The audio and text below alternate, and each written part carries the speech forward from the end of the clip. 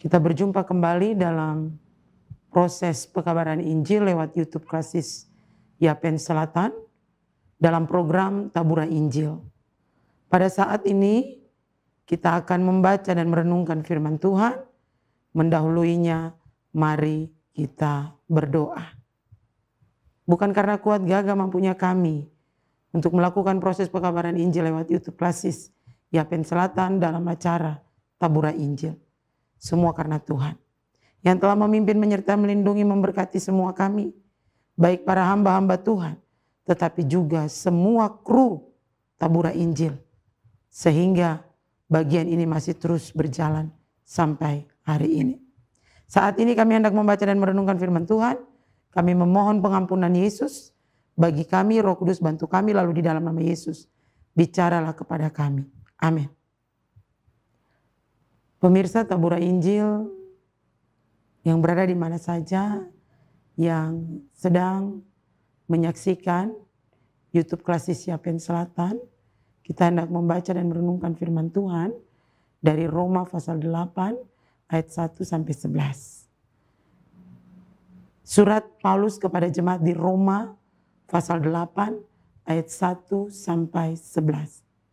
Sekali lagi kepada seluruh pemirsa Taburan Injil, bagian pembacaan dan perenungan firman Tuhan bagi kita, Roma pasal 8 ayat 1 sampai 11 dengan tema hidup oleh roh. Demikianlah sekarang tidak ada lagi penghukuman bagi mereka yang ada di dalam Kristus Yesus. Roh yang memberi hidup telah memerdekakan kamu dalam Kristus dari hukum dosa dan hukum maut. Sebab apa yang tidak mungkin dilakukan hukum Taurat karena tak berdaya oleh daging, telah dilakukan oleh Allah dengan jalan mengutus anaknya sendiri dalam daging yang serupa dengan daging yang dikuasai karena dosa. Ia telah menjatuhkan hukuman atas dosa di dalam daging supaya tuntutan hukum Taurat digenapi di dalam kita yang tidak hidup menurut daging tetapi menurut roh. Sebab mereka yang hidup menurut daging memikirkan hal-hal yang dari daging, mereka yang hidup menurut roh memikirkan hal-hal yang dari roh. Karena keinginan daging adalah maut, tetapi keinginan roh adalah hidup dan damai sejahtera. Sebab keinginan daging adalah perseteruan dengan Allah, perseteruan terhadap Allah. Karena ia tidak takluk kepada hukum Allah, hal ini memang tidak mungkin baginya. Mereka yang hidup dalam daging tidak mungkin berkenan kepada Allah. Tetapi kamu tidak hidup dalam daging, melainkan dalam roh. Jika memang roh Allah diam di dalam kamu, tetapi jika orang tidak memiliki roh Kristus, ia bukan milik Kristus. Tetapi jika Kristus ada di dalam kamu, maka tubuh memang mati karena dosa, tetapi roh adalah hidup. Roh adalah kehidupan oleh karena kebenaran. Ayat terakhir. Dan jika roh Dia yang telah membangkitkan Yesus dari antara orang mati diam di dalam kamu, maka Ia yang telah membangkitkan Kristus Yesus dari antara orang mati akan menghidupkan juga tubuhmu yang fana itu oleh rohnya yang diam di dalam kamu. Demikian pembacaan Alkitab. Diberkati tiap kita membaca, mendengar, menyimpan, memelihara, dan melakukan firman Tuhan dalam hidup kita hari lepas hari. Pemirsa Taburan Injil yang diberkati oleh Tuhan Yesus Kristus. Tema renungan kita adalah hidup dalam roh. Hidup dalam roh. Kehidupan itu berarti ada nafas dalam tubuh ini. Sementara roh itu berarti ada kekuatan supranatural yang ada di dalam kita. Kekuatan yang dimaksudkan di sini adalah kekuatan di dalam nama Bapa, Anak, dan Roh Kudus.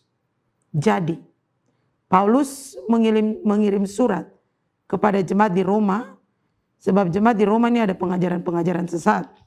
Supaya jemaat di Roma mengerti kehidupan berjemaat yang telah menerima Injil, hidup harus bagaimana? Hidup harus dipimpin oleh roh. Sebab hidup tanpa kasih karunia, Kristus adalah kekalahan, kesedihan, dan perbudakan kepada dosa. Dalam pasal 8 ayat 1 sampai 11 memberitahukan kepada kehidupan kita bahwa setiap anak-anak Tuhan yang hidup di dalam roh, dia akan menikmati kehidupan bebas dari hukum, dari hukuman, kemenangan atas dosa, dan persekutuan dengan Allah dapat terjadi melalui persekutuan dengan Kristus di dalam kekuatan Roh Kudus. Karena itu, setiap orang yang mengaku Yesus Kristus Tuhan dan Juru Selamat, berarti dia harus hidup di dalam roh. Saman perjanjian lama itu saman Allah Bapa, saman perjanjian baru itu adalah saman Yesus Kristus. Dan kita yang hidup di era milenium ini, kita berada pada saman kekuatan Roh Kudus. Roh Kudus Allah curahkan supaya kita hidup di dalam Roh Kudus. Kita tidak boleh hidup di dalam daging. Bagi Paulus, hidup di dalam daging adalah perseteruan terhadap Allah. Perseteruan itu berarti tidak berkenan kepada Allah. Hidup di dalam daging itu berarti hal-hal yang berdosa, yang mendukacitakan hati Tuhan. Karena itu, seseorang ketika hidup di dalam roh, berarti dia tahu kehidupan di dalam Roh Kudus, apa mau Tuhan yang harus dikerjakan, bukan apa maunya. Sehingga setiap anak-anak Tuhan mengerti dan memahami yang hidup di dalam roh, berarti roh ini adalah roh Allah sendiri. Dia memimpin, dia memberikan damai sejahtera, dan dia memberikan pengertian bahwa setiap anak-anak Tuhan yang hidup di dalam Yesus, ada pergumulan, penderitaan, kesulitan, kesukaran, kekuatan Roh Kudus akan memampukan menapaki semua tanggung jawab yang Tuhan taruh di pundak. Sehingga pada ayatnya yang ke-11, dan jika roh dia yang telah membangkitkan Yesus dari antara orang mati, diam di dalam kamu, maka ia yang telah membangkitkan Kristus dari antara orang mati akan menghidupkan juga tubuhmu yang fana itu oleh rohnya yang diam di dalam kamu. Jadi Allah sanggup membangkitkan Yesus, maka kekuatan daripada kuasa Roh Kudus itu juga di dalam Allah akan membangkitkan setiap orang yang percaya pada Yesus Kristus Tuhan dan Juru Selamat, dan akan hidup bersama dengan Sang Halik, Sang Penciptanya selama-lamanya. Karena itu, dalam menapaki tugas tanggung jawab pada masa raya sengsara Yesus ini, anak-anak Tuhan yang ada hidup dalam daging, anak-anak Tuhan yang ada hidup di dalam dosa, mari waktunya untuk apa? Merenungkan, saya anak Tuhan, saya percaya Yesus Tuhan dan Juru Selamat. Maka saya harus hidup di dalam roh. Karena roh itu yang memberi kekuatan, memberi hidup.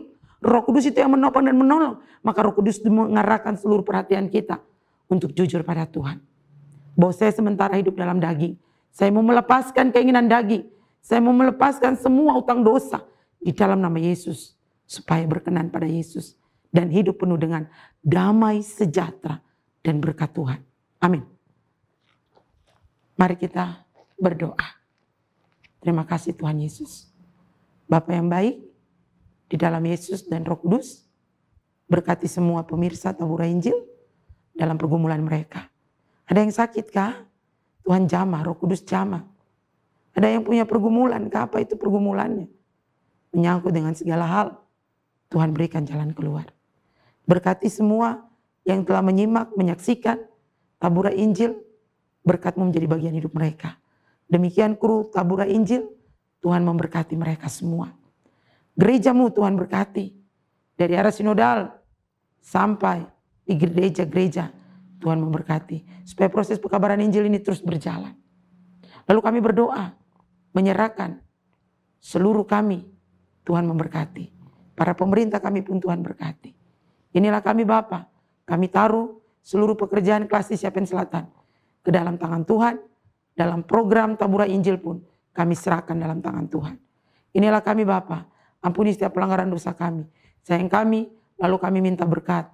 Kasih karunia dan damai sejahtera Allah dalam Yesus dan Roh Kudus. Menyertai, melindungi, memberkati seluruh pemirsa. Seluruh pendengar di mana saja berada. Hari ini terus kekal sampai selama-lamanya. Amin. Demikian Tabura Injil. YouTube Kasih Siapin Selatan. Tonton terus setiap hari. Karena setiap hari pun ditayang. Tuhan Yesus, Sang Empunya hidup, Sang Empunya pekerjaan ini memberkati kita semua.